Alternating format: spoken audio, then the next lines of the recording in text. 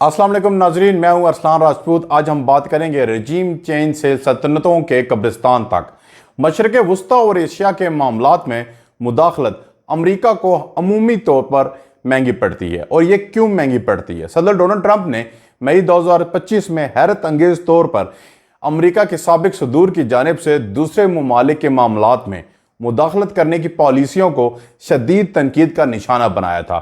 उन्होंने साबका अमरीकी सदूर की पॉलिसियों पर तनकीद करते हुए कहा था कि बिलाखिर नाम नहाद नेशन बिल्डर्स कौमों के मोमार ने इससे कहीं ज़्यादा ममालिक तबाह किए जितने उन्होंने तामीर किए। यह बयान वाज़ह तौर पर सन 2003 में अमरीका की जानिब से इराक पर किए गए मुतनाज़ा हमले की तरफ इशारा था।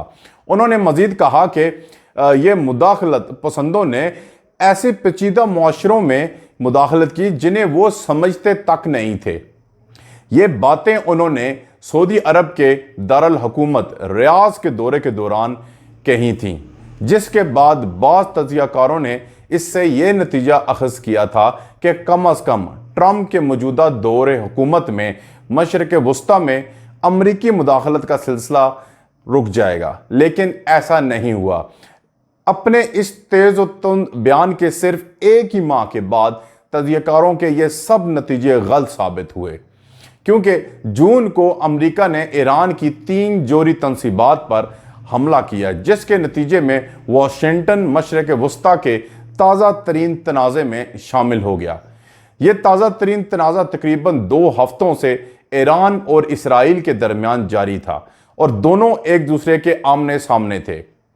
इस हमले के ज़रिए अमरीका और इसराइल ने ईरान के जोरी ख्वाबों का खात्मा करने की कोशिश की। ट्रंप ने हमले के फ़ौरन बाद कहा कि हमारा मकसद ईरान की यूरेनियम अफसुदगी की सलाहियत को तबाह करना और दुनिया में दहशतगर्दी के सबसे बड़े सरपरस्त मुल्क की जानिब से दुनिया को दरपेश जोरी ख़तरे को रोकना था। लेकिन तारीख ये ज़ाहिर करती है कि मगरब ने जब भी मशरक़ वस्ता में किसी मसले या तनाज़े को हल करने की गर्ज से मुदाखलत की है तो मामलात हमेशा मंसूबे के मुताबिक नहीं हुए हैं। London school of economics and political science में मशरक़ वस्ता के सियासत और बैनुल अक़वामी ताल्लुकात के प्रोफेसर और मुसन्निफ़ फवाज़ जर्जीस का कहना है कि मशरक़ वस्ता में अमरीकी मुदाखलत 1940 की दहाई के आखिर से मुसलसल रही है। ईरान के खिलाफ हालिया अमरीकी फ़िज़ाई हमले इसी पॉलिसी के तसलसल की एक और वाज़ह मिसाल हैं। इस मज़मून में मशरक़ वस्ता में अमरीकी मुदाखलत की 4 तारीख़ी मिसालों और उनके नताइज का जायज़ा लेंगे। ईरान में बगावत हुई 1953 में। 1953 में ईरान की जमहूरी तौर पर मुंतखब वज़ीर आज़म मोहम्मद मुसद्दक़ को ईरानी फ़ौज की क़यादत में एक बगावत के ज़रिए माज़ूल कर दिया गया। उस वक्त की ईरानी फ़ौजी क़यादत को अमरीका और बरतानिया की हमायत हासिल थी।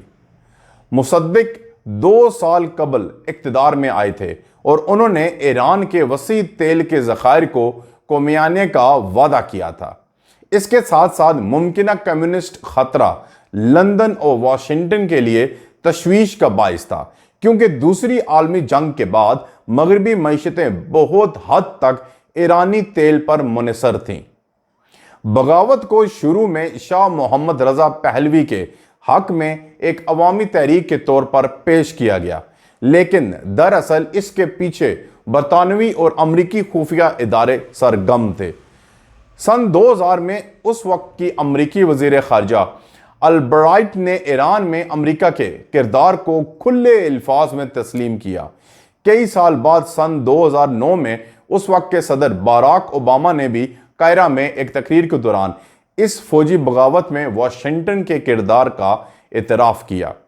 सन 2013 में बगावत के 60 साल मुकम्मल होने पर अमरीकी खुफिया इदारे CIA ने ऐसी दस्तावेज़ात जारी की जिनमें पहली बार इन कार्रवाइयों का अपने किरदार का एतराफ़ किया गया। नेशनल सिक्योरिटी के आर्काइव से जारी दस्तावेज़ात में से एक इक़्तिबास में कहा गया कि फ़ौजी बगावत CIA की निगरानी में अमरीकी खारजा पॉलिसी के इक़दाम के तौर पर کی گئی تھی۔ ایران اور امریکہ کے درمیان جو کشیدگی ہے اس کی جڑیں اسی خفیہ امریکی مداخلت میں موجود ہیں۔ ایرانی عوام نے کبھی بھی امریکہ کو معاف نہیں کیا کہ اس نے ایک جائز جمہوری طور پر منتخب وزیر اعظم کو معزول کیا اور ایک ظالم ڈکٹیٹر شاہ ایران کو ملک کے مطلقاً عنان حکمران بنا دیا۔ ایران میں آج جو امریکہ مخالف جذبات ہیں وہ اسی سیاسی اشرافیہ کی وجہ سے ہیں جو امریکہ کو ایرانی سیاست کی سمت بدلنے کا ذمہ دار سمجھتی ہے۔ اسی حوالے سے اس طرح امریکہ نے مصر میں جمال عبد الناصر کی پالیسیوں پر اثر انداز ہونے اور ان کے قوم پرست منصوبے کو روکنے کی کوشش بھی کی تھی، لیکن اس میں امریکہ کو زیادہ کامیابی حاصل نہیں ہوئی۔ افغانستان میں مجاہدین کو امریکی حمایت سن 1979 میں افغانستان میں بغاوت کے ایک سال بعد سوویت فوج نے کمیونسٹ حکومت کی حمایت میں افغانستان پر حملہ کر دیا۔ ان کے خلاف مجاہدین نے ایک اسلامی مزاحمتی تحریک کے تحت جنگ شروع کی۔ یہ گروہ کمیونسٹ حکومت کا مخالف اور مسلم جہادی انتہا پسندوں پر مشتمل تھا اور اسے امریکہ، پاکستان، چین اور سعودی عرب سمیت دیگر ممالک کی حمایت حاصل تھی۔ سر جنگ کے دوران امریکہ ان ممالک میں شامل تھا جنہوں نے مجاہدین کو سب سے زیادہ ہتھیار اور مالی امداد فراہم کی تاکہ سوویت یونین کے مقاصد کو ناکام بنایا جا سکے۔ یہ سب کچھ تو سوویت یونین کو افغانستان میں شکست دینے کی غرض سے کیا جا رہا تھا، لیکن واشنگٹن نے اسے ایک اسٹریٹجک موقع کے طور پر دیکھا تاکہ سوویت اثر و رسوخ کو مشرق وسطی اور جنوبی ایشیا تک پھیلنے سے محدود کیا جا سکے۔ ڈی کلاسیفائیڈ دستاویزات اور صحافتی تحقیقات اور برسوں بعد سامنے آنے والی گواہیوں کے مطابق امریکہ نے سوویت یونین کو افغانستان میں ایک ایسی دلدل میں پھنسانے کی کوشش کی جو جانوں اور وسائل کے لحاظ سے ویسے ہی نقصان دہ تھا جیسا کہ خود امریکہ کو ویتنام کی جنگ میں برداشت کرنا پڑا تھا۔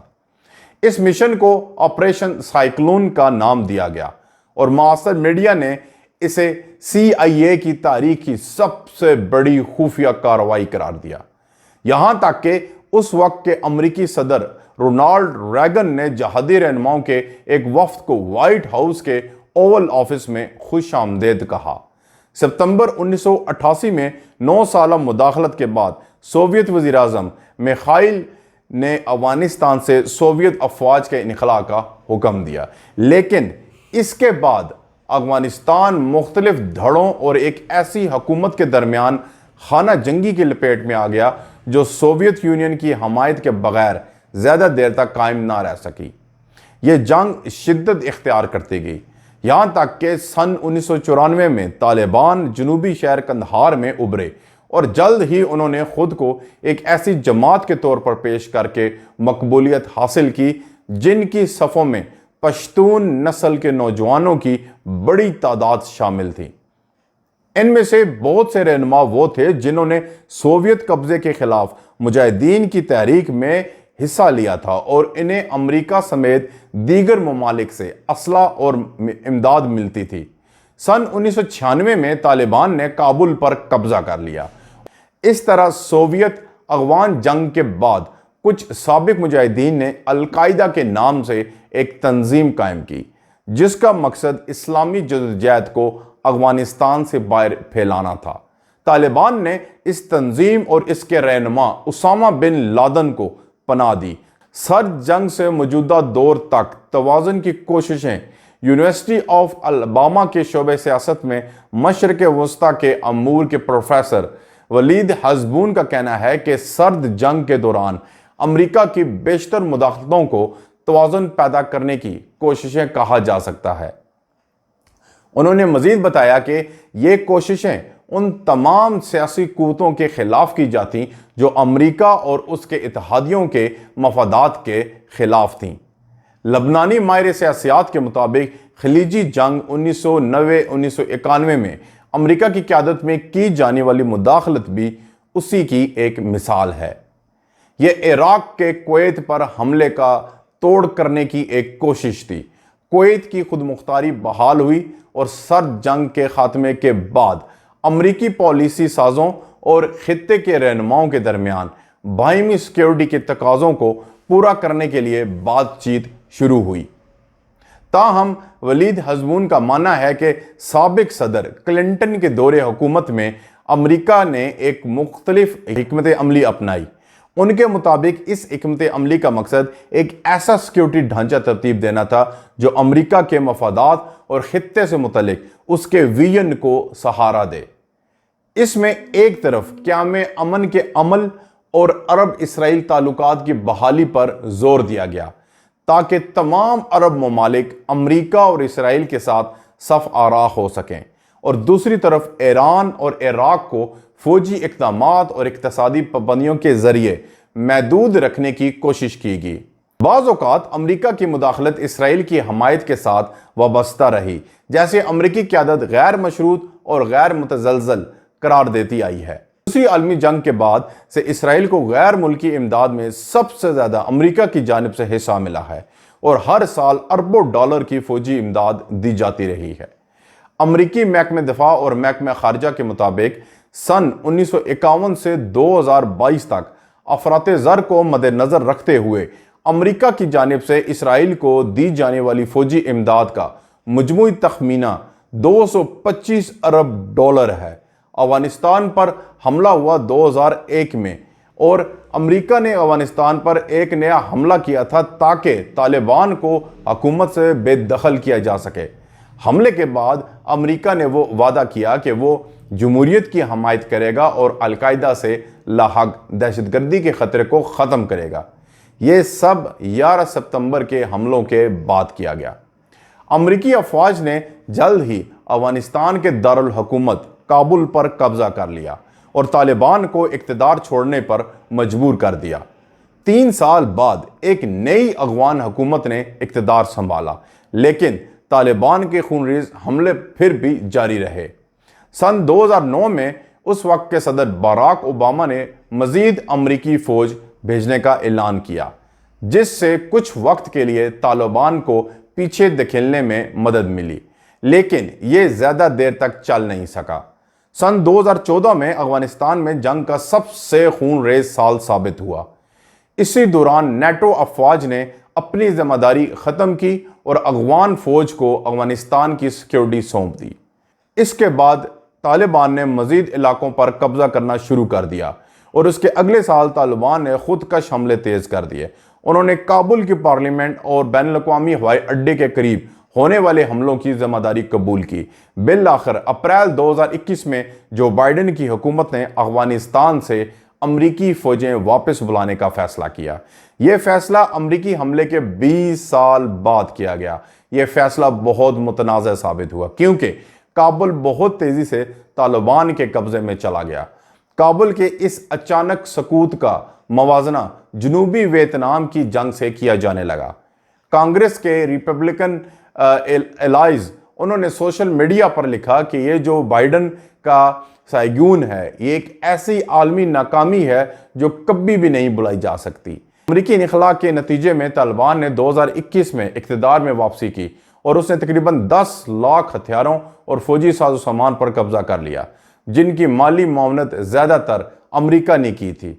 سن 2023 کی اقوام متحدہ کی ایک رپورٹ میں بتایا گیا کہ طالبان نے مقامی کمانڈروں کو ضبط شدہ امریکی ہتھیاروں کا 20% رکھنے کی اجازت دی، جس کے نتیجے میں ہتھیاروں کی بلیک مارکیٹ کو فروغ ملا۔ طالبان نے حالیہ دنوں میں 90,000 کیمروں کا ایک نگرانی کا نظام قائم کیا، جس سے لاکھوں شہریوں کی روزمرہ کی زندگی پر نظر رکھی جا رہی ہے۔ طالبان حکام کا کہنا ہے کہ یہ نگرانی جرائم روکنے کے لیے ہے۔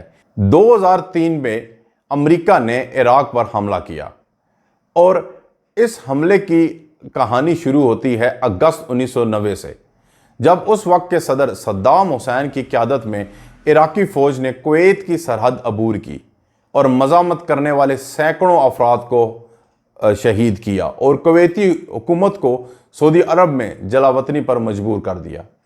ماہرین کا کہنا ہے کہ یہ صدام حسین کی سب سے بڑی غلطیوں میں سے ایک تھی۔ بہت سے لوگوں کے لیے یہ واقعہ مشرق وسطی کی تاریخ کی ایک طویل اور پرشوب دور کا آغاز تھا۔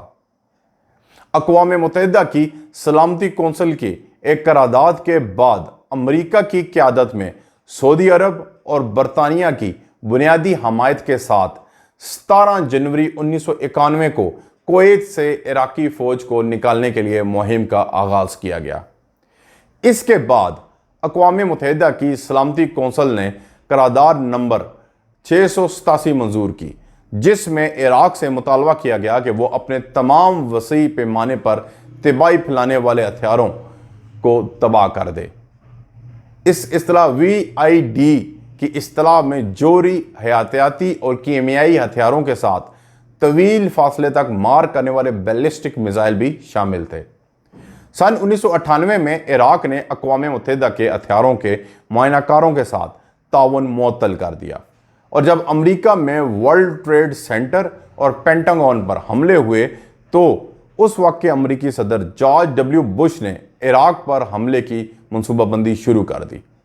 بش نے صدام حسین پر الزام لگایا کہ وہ وسیع پیمانے پر تباہی پھیلانے والے ہتھیاروں کو جمع کرنے اور بنانے کا سلسلہ رکھے ہوئے ہیں، اور دعویٰ کیا کہ ایران اور شمالی کوریا کے ساتھ عراق ایک بین الاقوامی شیطانی محور کا حصہ ہے۔ سن 2003 میں اس وقت کے امریکی وزیر خارجہ کولن پاول نے اقوام متحدہ کو بتایا کہ عراق کے پاس خطرناک ہتھیار بنانے کی لیبارٹریاں موجود ہیں، لیکن 2004 میں انہوں نے تسلیم کیا کہ انہیں ان شواہد کی مضبوطی پر شبہ ہے۔ برطانیہ، آسٹریلیا اور پولینڈ نے اس حملے میں حصہ لیا، لیکن جرمنی، کینیڈا، فرانس اور میکسیکو سمیت کئی ممالک نے اس کی مخالفت کی۔ اس وقت کے فرانسیسی وزیر خارجہ ڈومنک انہوں نے کہا تھا کہ فوجی مداخلت بدترین ممکنہ حل ہوگی، جبکہ ترکی، جو نیٹو کا رکن اور عراق کا ہمسایہ ملک ہے، اس نے امریکہ اور اس کے اتحادیوں کو اپنے فضائی اڈے استعمال کرنے کی اجازت دینے سے انکار کر دیا۔ الباما یونیورسٹی کے شعبہ سیاسیات میں مشرق وسطی کے امور کے پروفیسر ولید حزبون نے بتایا کہ عراق پر حملے کے ذریعے امریکہ ایک نئی حکومت کو لانا چاہتا تھا اور یوں علاقے میں اپنی مرضی کی سیکیورٹی پالیسی نافذ کرنا چاہتا تھا۔